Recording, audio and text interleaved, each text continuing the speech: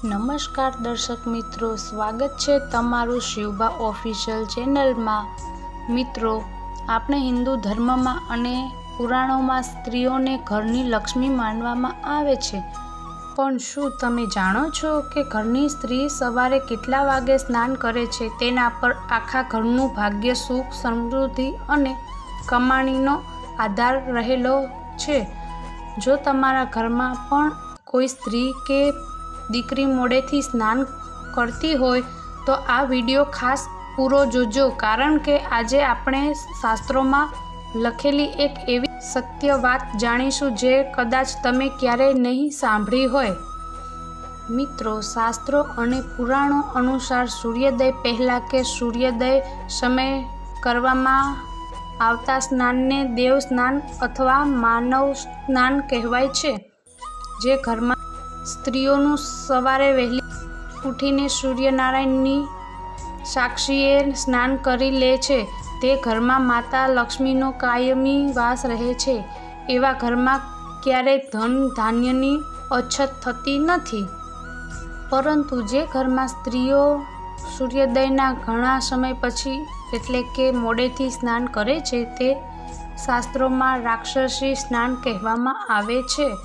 હા મિત્રો, મોડેથી સ્નાન કરવાના કારણે ઘરમાં કેવા ગંભીર નુકસાન થાય છે, ચાલો વિસ્તારથી જાણીએ। 1. દરિદ્રતા અને ગરીબી। શાસ્ત્રો કહે છે કે ઘરમાં સૂરજ માથા પર આવી જાય ત્યાં સુધી સ્ત્રીઓ સૂતી રહે અથવા સ્નાન ન કરે ત્યાંથી માતા લક્ષ્મી નારાજ થઈને ચાલ્યા જાય છે અને અલક્ષ્મી એટલે ગરીબીનો પ્રવેશ થાય છે। બીજું છે નકારાત્મક ઉર્જા, નેગેટિવ એનર્જી। મોડેથી સ્નાન કરવાથી ઘરમાં કલેશ, કંકાસ અને નકારાત્મક વધે છે। ઘરના સભ્યો વચ્ચે પ્રેમ ઓછો થઈ જાય છે। ત્રીજું, પુરુષોની પ્રગતિ અટકી જાય છે।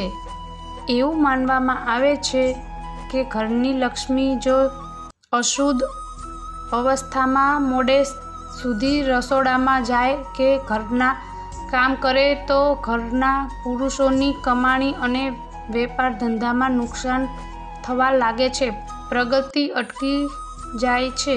ચોથું છે બીમારીઓનો વાસ। સવારે વહેલા સ્નાન કરવાથી શરીર નિરોગી રહે છે।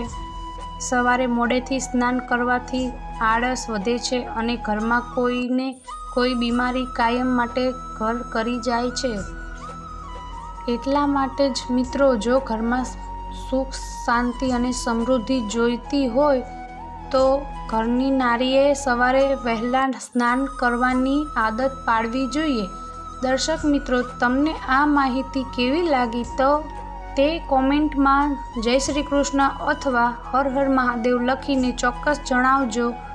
જો વિડીયો ગમ્યો હોય તો લાઈક, શેર અને તમારા મિત્રો સાથે, પરિવાર સાથે શેર કરવાનું ભૂલતા નહીં। આવી જ ધાર્મિક અને શાસ્ત્રોક્ત માહિતી માટે આપણી ચેનલ શિવબા ઓફિશિયલને અત્યારે જ સબસ્ક્રાઈબ કરી લો। ધન્યવાદ। જય શ્રી કૃષ્ણ। હર હર મહાદેવ।